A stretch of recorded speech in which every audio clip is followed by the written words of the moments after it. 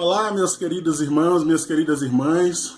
Uma alegria voltar a falar com vocês, né? Na realidade, a gente já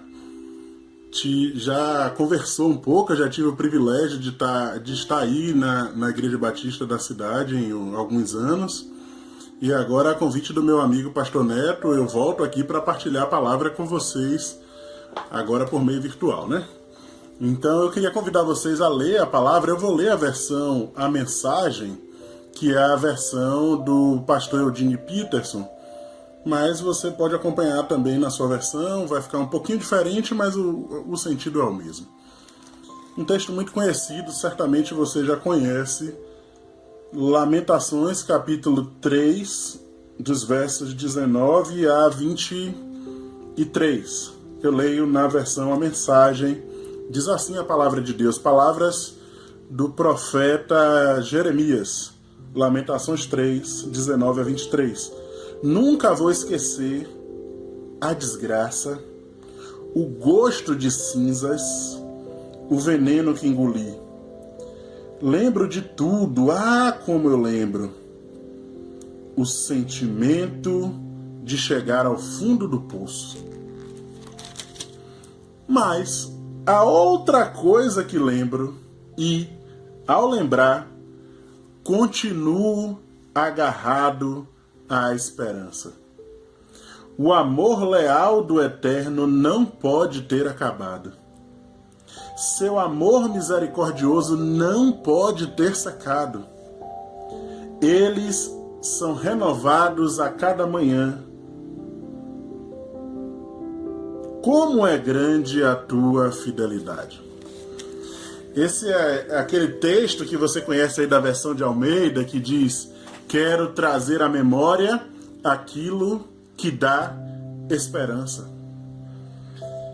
Na versão aqui que eu li do Eugene Peterson, diz: a outra coisa que lembro e ao lembrar, continuo agarrado à esperança.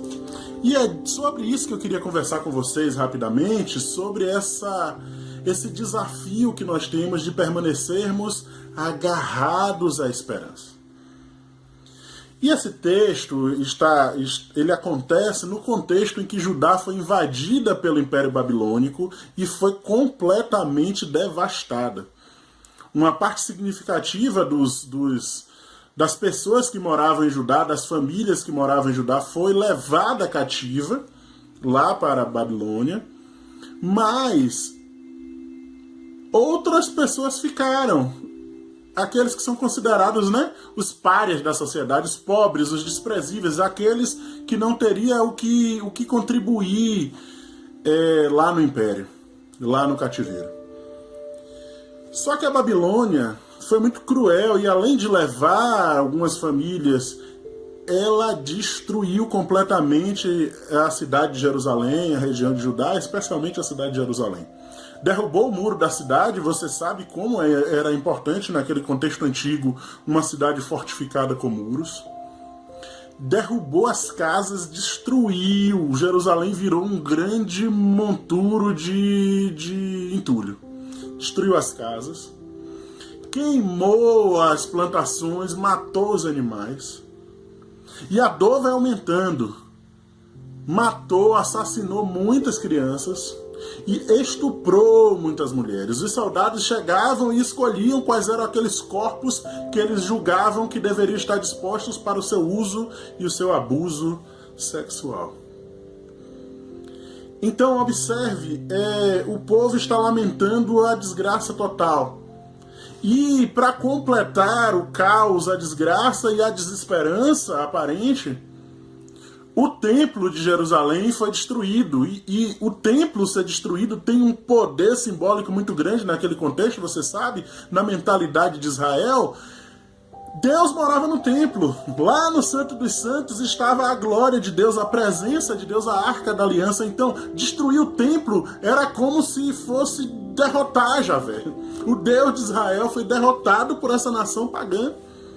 Então, veja, o lugar em que essas pessoas poderiam se agarrar à esperança, depois que tudo já havia perdido, era o templo, e nem isso eles tinham mais.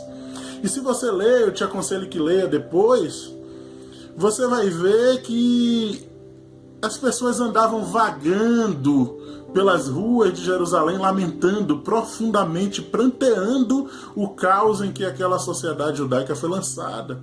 E o profeta está justamente participando desta dor profunda, porque profeta de verdade, embora ele tenha anunciado, ele tenha visto com olhar profético o caos que aquela sociedade seria lançada, ele lamenta porque é o seu povo e ele também sofre. E ele diz exatamente isso: olha, eu não consigo esquecer da desgraça. Eu não consigo esquecer do gosto de veneno na minha boca, eu não consigo esquecer do dia em que nós fomos lançados no fundo do poço. E é muito interessante isso, porque o Jeremias não banca a Poliana brincando de contente, não, eu sou profeta, sou homem de Deus, tá tudo lindo. Ele diz, olha, não tá não, é um caos e eu lembro disso diuturnamente. Nós estamos vivendo um momento avassalador. É doloroso, é caótico e eu sinto gosto de fel na boca, porque tá sendo amargo demais essa experiência. Porém, o ponto de virada, ou o ponto em que fez com que Jeremias não caísse no completo desespero e no vazio e em pensar que nada mais fazia sentido, é justamente que ele não lembrava apenas das coisas ruins. Ele diz, olha, eu lembro de tudo isso porque eu não perdi a memória, mas eu lembro mais. Eu lembro que o amor do Eterno não pode ter acabado, que a sua misericórdia, o seu amor misericordioso não pode ter esgotado, as suas misericórdias se renovam a cada manhã, porque o amor de Deus é uma fonte inesgotável. E ao lembrar disso, eu permaneço agarrado à esperança. Eu chamo essa palavra para você, meu irmão e minha irmã, nesse momento, porque nós, enquanto povo brasileiro, também estamos imergidos no caos da pandemia. Não apenas o Brasil, mas o mundo inteiro vive esse momento de caos avassalador. E o Brasil vive momentos mais terríveis ainda. O Brasil já está entre os primeiros, disputando aí com os Estados Unidos o primeiro e segundo lugar em casos de contaminação. Já ultrapassamos a marca de 1 milhão e em casos de mortes pelo Covid, já passou da marca de 60 mil pessoas, vidas que tinha família, que tinha filhos, que tinha mãe, que tinha pai, que tinha marido, que tinha esposa, namorado, namorada, que era o amor de alguém, que era a alegria de alguém, que era a provisão de alguma casa. Não são apenas números, são vidas. E então quando a gente olha e os jornais nos lembram o tempo inteiro, e não precisa só jornais, na verdade basta a gente olhar para o lado, basta a gente olhar para a nossa própria realidade em que a nossa vida foi lançada, nós percebemos o caos absurdo. Estamos quase chegando no fundo do poço. Evidentemente algumas pessoas são mais privilegiadas. Mas eu queria justamente chamar esta palavra para você, meu irmão e minha irmã, olha, se tá difícil, se tem o dia que você fica para baixo, tem o dia que você diz, olha, não tô conseguindo, tá doendo demais, é normal. Você é gente, meu irmão, minha irmã. Não ache que você perdeu a fé, que você não tem o Espírito Santo. Nada disso, é que você é ser humano e dói mesmo. Você tá sentindo também o gosto amargo de viver um tempo de pandemia normal. E a gente precisa abandonar essa espiritualidade que rouba da gente a possibilidade de sofrer no momento em que se deve sofrer. Mas eu queria te convidar a não ficar focado apenas nisso e quero te chamar a ficar agarrado e agarrado à esperança. E como se faz isso? Lembrando, alimentando a sua memória o tempo inteiro de que o amor de Deus é inesgotável, a graça de Deus se renova sobre nós e dias melhores virão em nome de Jesus. É preciso trazer a memória. Eu queria te convidar a isso. Olha, quando você ouvir essa mensagem, para um pouco e lembra das coisas boas. Lembra de como Deus tocou e abençoou a sua vida em momentos difíceis também. E olha, lembra que isso aconteceu não apenas numa perspectiva sobrenatural, mas a partir da vida de pessoas. Pessoas foram usadas por Deus para abençoar a sua vida. Eu queria que você lembrasse dessas pessoas, eu queria que você lembrasse a essas pessoas. Depois que você ouvir essa mensagem, manda aí um WhatsApp, dá uma ligação e diz: olha, meu querido, minha querida, você é sinal da graça de Deus na minha vida e graças à sua vida eu estou permanecendo agarrado à esperança. Isso é muito importante. Não desista, o amor leal do Eterno é inesgotável. Virá dias melhores, nós já vivemos como humanidade momentos difíceis também, e nós vencemos. Eu queria concluir essa nossa reflexão com uma explicação do grande teólogo Rubem Alves sobre o que significa ser esperança, porque eu estou falando aqui de permanecer agarrado à esperança, e muitas vezes a gente confunde a esperança com otimismo. Fica achando que tá tudo bem, tá tudo lindo, tá otimista, tá ótimo. Não, não tá ótimo, não há razões para otimismo. E o Rubem Alves, ele nos explica de uma forma assim muito brilhante a diferença entre otimismo e esperança. E eu queria justamente ler para você isso, para que você guarde isso no seu coração, meu irmão e minha irmã. Eu estou abrindo aqui para ler o trecho da crônica Otimismo e Esperança, do Rubem Alves, que está no livro Concerto para Corpo e Alma. Ele diz assim, olha: hoje não há razões para otimismo. Hoje só é possível ter esperança. Esperança é o oposto do otimismo. Otimismo é alegria por causa de coisa humana, natural. Esperança é alegria a despeito de coisa divina. O otimismo tem suas raízes no tempo, a esperança tem suas raízes na eternidade. O otimismo se alimenta de grandes coisas, sem elas ele morre. A esperança se alimenta de pequenas coisas, nas pequenas coisas ela floresce.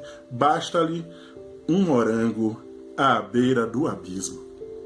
É isso, meu irmão, olha, não dá para ter otimismo porque os sinais mostram que está um caos, mas dá para ter esperança que apesar deste momento pandêmico horrível, que está bagunçando a saúde, bagunçando a política, bagunçando a economia, apesar disto, eu tenho uma esperança que tem raízes no amor eterno do Senhor. E eu vou percebendo os pequenos sinais, os morangos à beira do abismo, que me fazem permanecer esperançoso e esperançosa. Meu irmão, minha irmã, apegue-se aos morangos à beira do abismo. E os morangos à beira do abismo, muitas vezes, é a generosidade das pessoas, a solidariedade. Seja você também, meu irmão e minha irmã, um morango à beira do abismo de alguém. Ajude alguém a ter esperança. Essa palavra não é apenas para confortar você e você dizer: olha que maravilha, que bênção, minha alma está elevada.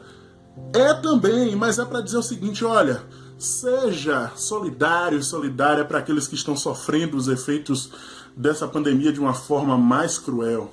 Seja sinal do amor de Deus, ajude alguém a permanecer agarrado à esperança. E faça com que você também não esqueça das coisas boas que Deus fez na sua vida. Essa gravação, esse compromisso do pastor Neto em me convidar, e eu sei que convidou outros amigos e irmãos para trazer essa palavra nesse tempo em que a igreja não está podendo se reunir no templo, e parabéns à igreja pela seriedade, pelo compromisso de permanecer realmente com as portas do templo fechadas, mas ainda assim em comunhão. Isso é uma forma de fortalecer a esperança de vocês. Então a minha oração nesse momento é que o amor eterno do Senhor renove a sua esperança enquanto você ouve essa palavra. Que seja assim na sua vida e que você seja sinal de esperança na vida de muitas pessoas também, porque nós vamos vencer fiados no eterno amor e na misericórdia inesgotável do Senhor nosso Deus. Que o Senhor te abençoe, que a sua esperança seja firmada e enraizada no amor de Deus, em nome de Jesus. Um beijão para vocês, beijão para o pastor Neto, muito obrigado, que a bênção do Senhor seja sobre a sua vida e a sua casa. Tchau.